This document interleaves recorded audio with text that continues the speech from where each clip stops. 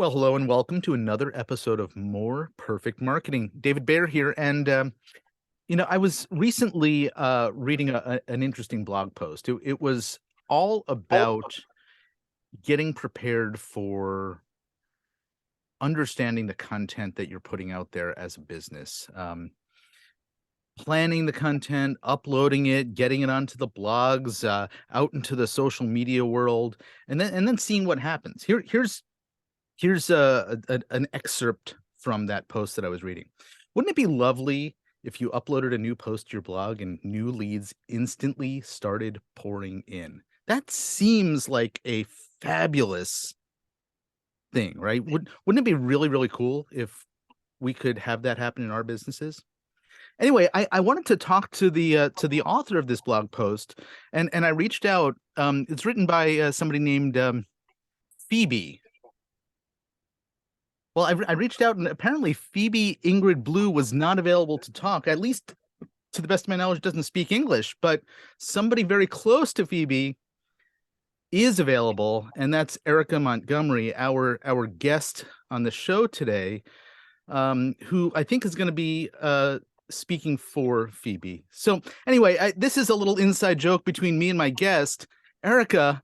Welcome to the show, and maybe you can enlighten our listeners as to who Phoebe is and why she can't come on and join us.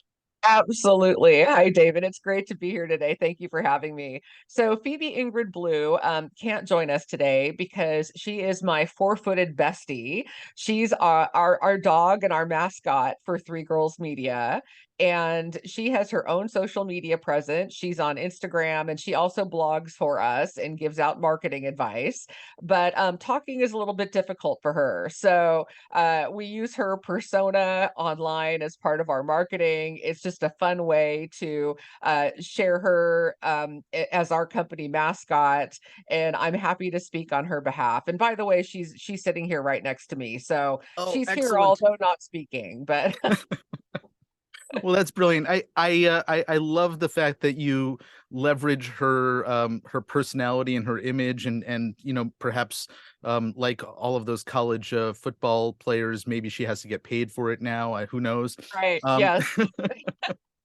But I was reading this post, and it caught my attention, that there's this point that's made about the importance of taking time, investing time, that there's trial and error involved in putting content out in the world, and seeing how people react to it, and how you get to the goal that you have for your business. That content is there to drive people to take some action of some sort, or feel a certain way, or what have you. And I'm thinking, well, heck, Erica, you run an agency. You've been around the world of marketing. Couldn't a business just come in and say, tell us exactly what to do and we'll do it, and expect that because you have the knowledge and background you have, I'm setting you up for an answer here, right? Of some sort. That you just can work miracles and create the content for them, and poof, those new leads are going to materialize. Isn't that how marketing works? Well, you'd like to think that that's how marketing works, but not all types of marketing are created equal. And I think that that's a huge misconception by a lot of business owners. They think that social media, or like organic social media posting or blogging, is automatically lead generation, or email marketing is automatically lead generation. And it's not necessarily the case. Can it be? Sure. But is it always? No, definitely not. So I think when you're beginning to develop a content marketing plan, that you need to be really clear exactly what your goals are. Are you trying to raise your brand awareness and your name recognition? Are you trying to get leads? And then, of course, knowing who the target audience is very specifically, so you can gear your marketing in the right places, on the right platforms, with the right content, makes a difference as well. All right. So maybe we can take a little bit of time to walk through how uh, a marketing professional who is a specialist in content, as you and your team are, uh, how you identify the path for a client who comes in the door. So I'm visiting your website and I see that you work with a great number of different types of businesses. There's a whole range of service-based businesses. Some of them are local service providers, but then you have businesses and organizations who don't necessarily sell something. Maybe they are, causes or membership organizations. They probably have a different set of agenda. And then you have people who have or businesses that have a much wider reach. So it's not a local audience. So you got all these different um, components to what informs how you might move forward. Can you walk us through, what somebody coming in the door, and maybe you want to, pick a particular example, just to sort of use to guide us through the process that you take?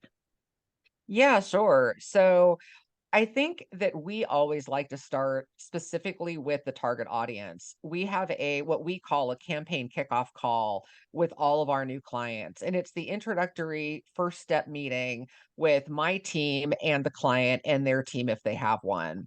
And that meeting is really foundational to setting up the marketing plan moving forward. We talk in depth not only about who they're trying to reach, but what their goals are.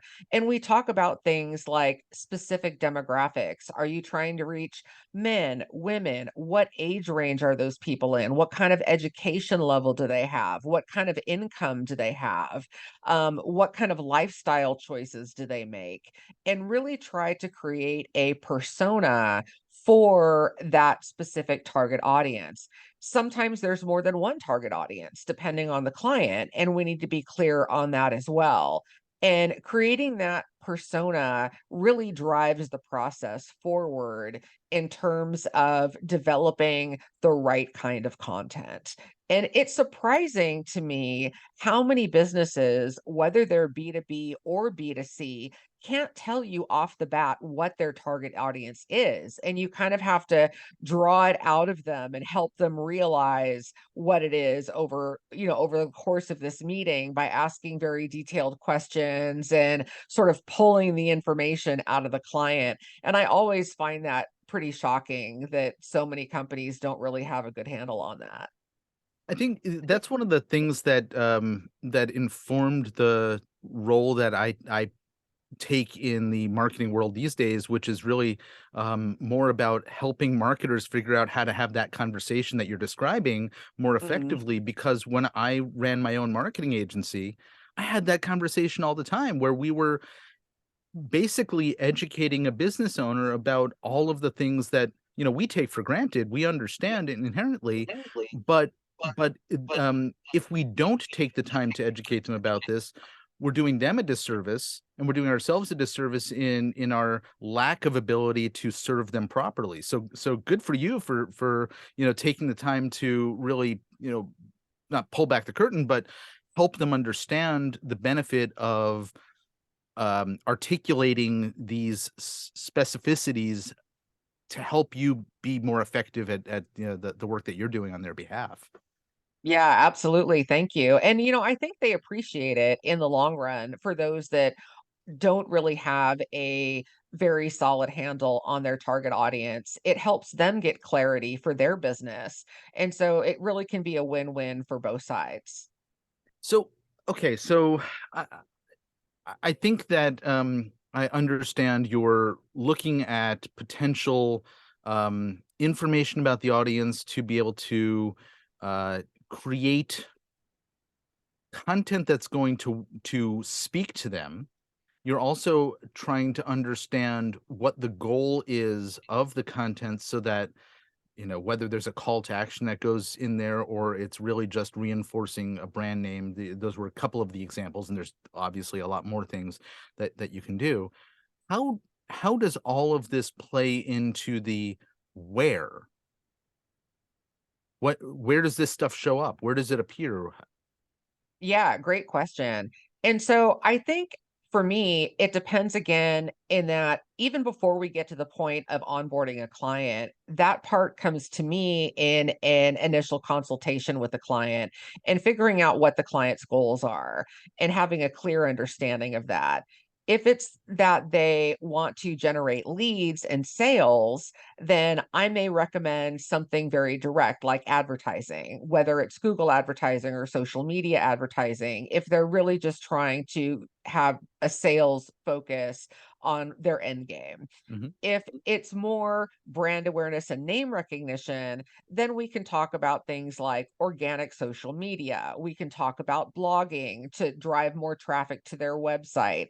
We can talk about sort of a drip campaign with email marketing and things of that nature. So it really depends on what the client wants. And sometimes it's a combination of things. Sometimes it's both brand awareness and name recognition and sales. And so that lets me know, okay, well, we can do, maybe a little bit of organic social media and some paid as well, and combine some things to get them the best of both worlds.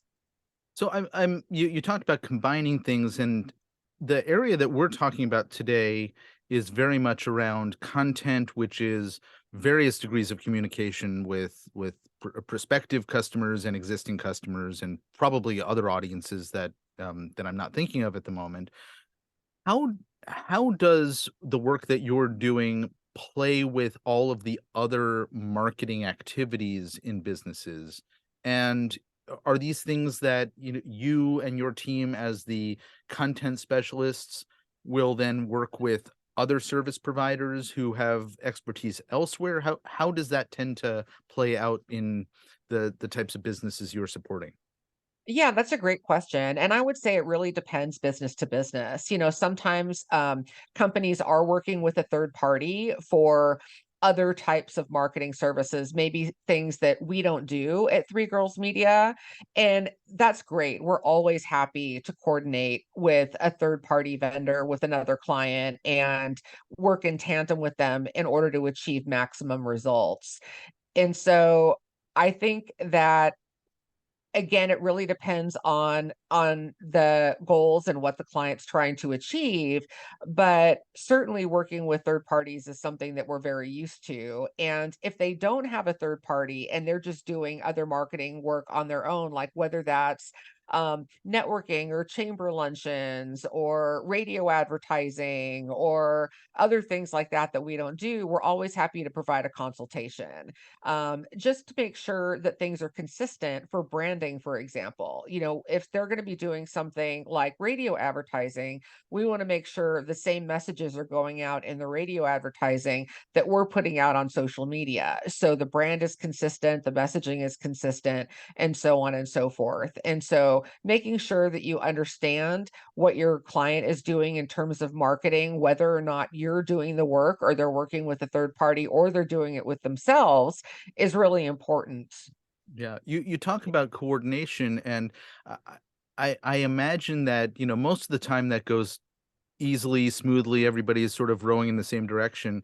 But I also, have had plenty of instances where I've worked with other marketers who have a different, agenda, a different worldview, and, from the look on your face, you probably have too. And so Uh, I wonder how you deal with those situations. Obviously, there's we're in a strange, industry where often there is no, um, final word expert on how marketing gets done for, the businesses we serve, or at least that's not established at the beginning of the client relationship. And so how do you work through the kind of competing, priorities or competing, preferences on approach, et cetera? yeah, that's a great question. If you ask 10 different marketers how to write a blog article, you'll probably get 10 very different answers. So you're right. There's very rarely a consensus. But what I like to look at is best practices. What are commonly accepted best practices for the type of marketing we're doing, whether it's social media or blogging or advertising or what have you. And then I look at what's worked, what I know has worked for the campaigns that we've done in the past. And then once you put those two things out there, the best practices and what I've seen work in the past as an agency owner for almost 20 years now, then all you can do is advise your client ultimately they have the final call, they have the final decision. It's kind of like, you can lead a horse to water, but you can't make them drink. It's the same in this situation with clients. You can give them the best advice, you can share with them the statistics or the analytics, and let them know what you think the best option is, but ultimately they're going to make the decision, and it may not be one that you agree with, but ultimately they're the client, so you've got to be okay with it.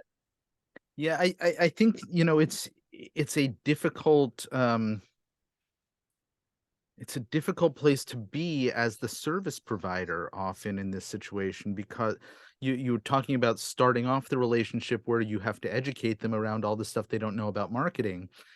But throwing them back, in the role of, well, it's your business, you make the decision, it also can be challenging, because you have to figure out, how do I inform them enough but make sure that they, feel like they're not being strong armed in one direction or the other. And I Right. look, this is a challenge for any business that is serving customers or clients, is, how do you treat your clients with respect.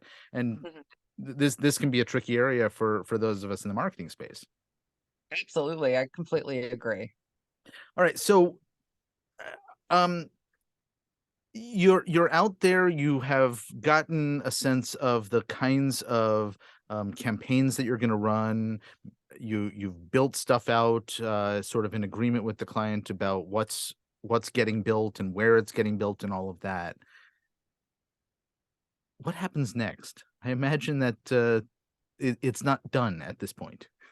No, it's definitely not done. Once we decide on a scope of work, whether we're going to be doing social media or blogging or e-marketing or whatever, and come up with the exact schedule of what we're going to be doing, then that's when the planning stage really begins.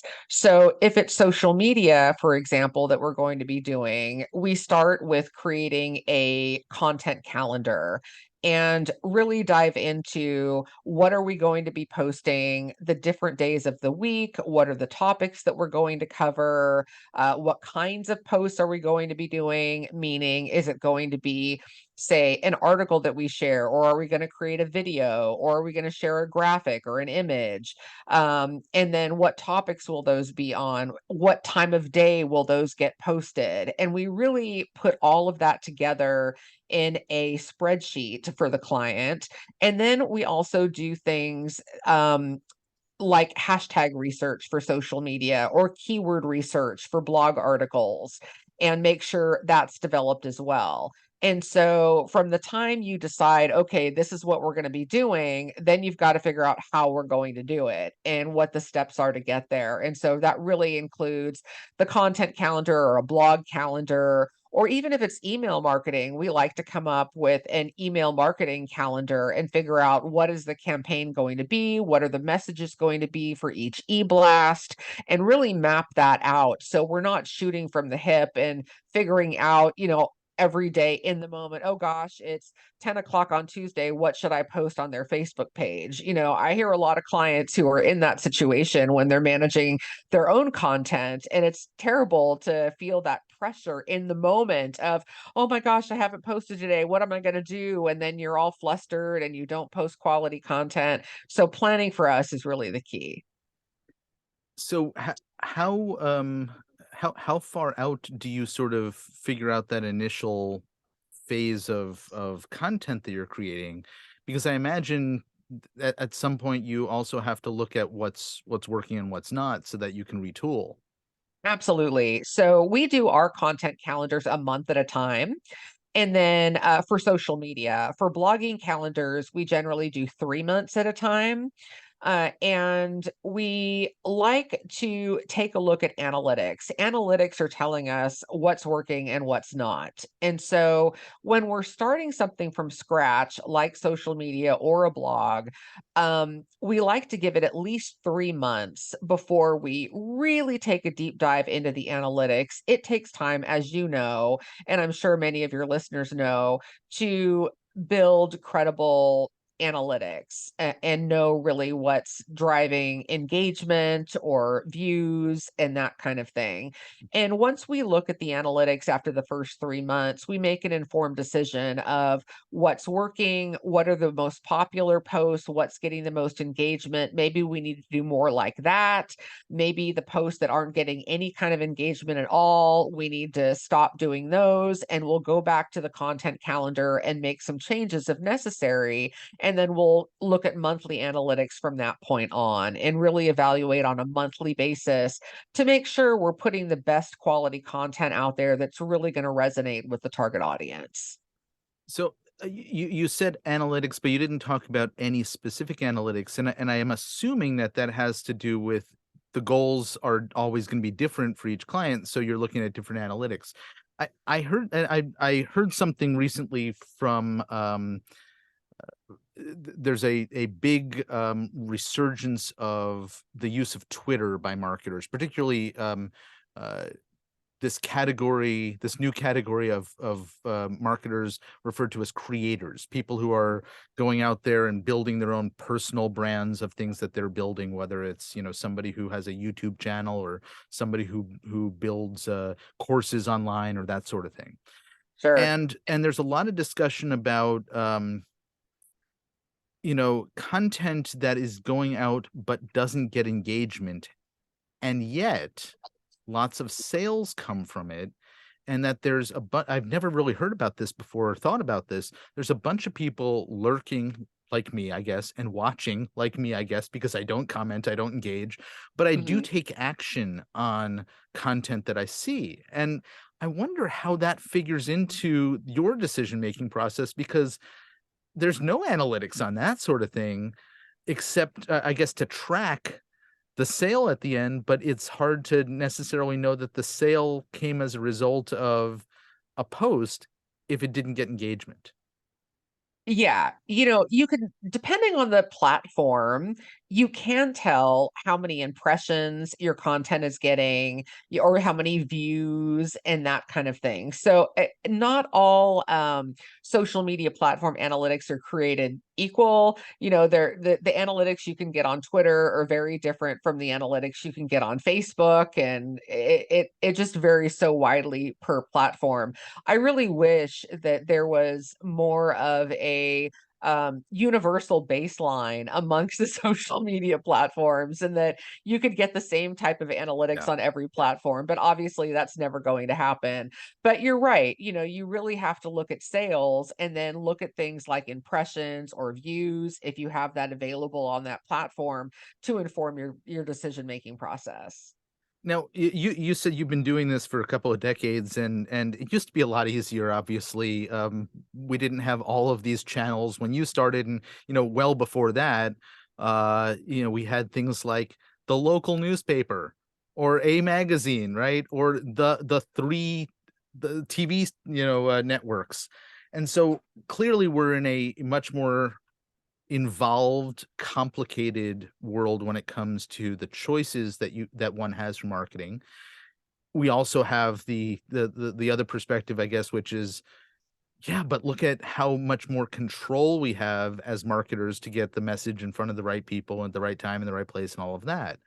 I'm curious, you know, to understand over the course of the almost 20 years that you've been, you know, doing this in your agency, what changes you have seen, what you're excited about in terms of the changes you've seen, and what frustrates you as a marketer in terms of the changes you've seen. Yeah, I think some of the same things both frustrate me and excite me, if that's possible. But, certainly when I began this agency, there was no such thing as social media. It simply didn't exist. It was not a thing. Blogging was not really a thing. There were some websites where people would put up articles, but it wasn't looked at as blogging is looked at today, certainly.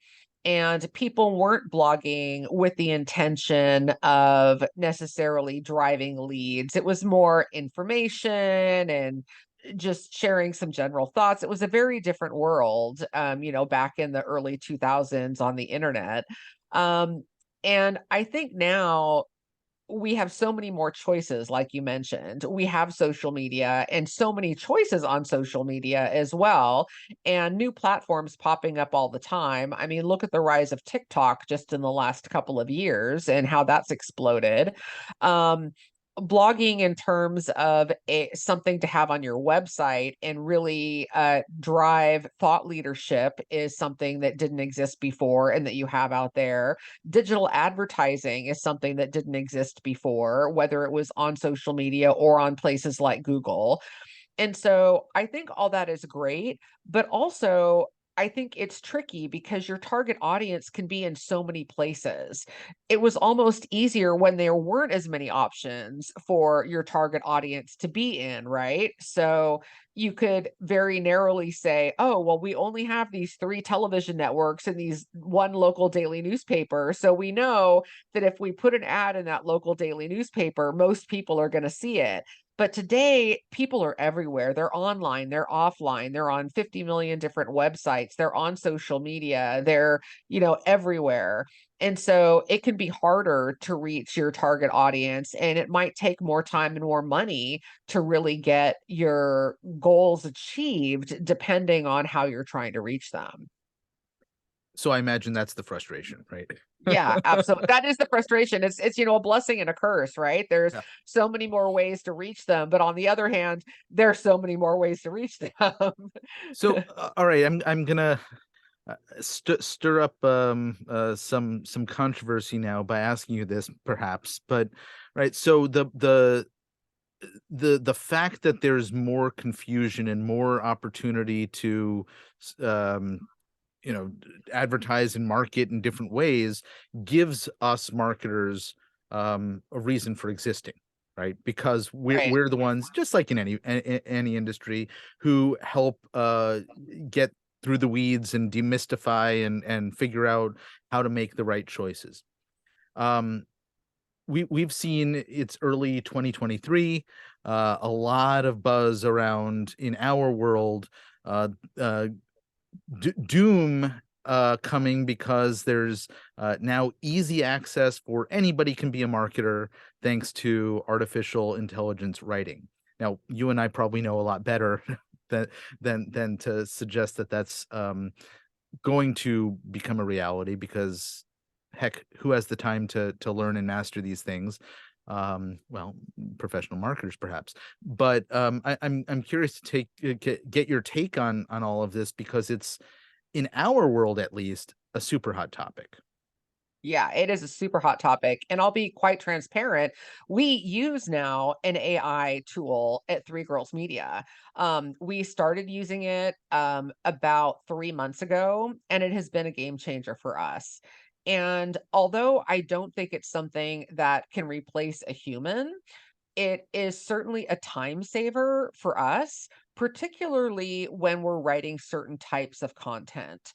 So, for example, if we're writing a long form blog article, and for us, a long form blog article is 22 to 2,500 words. Mhm. So, quite a bit of content there.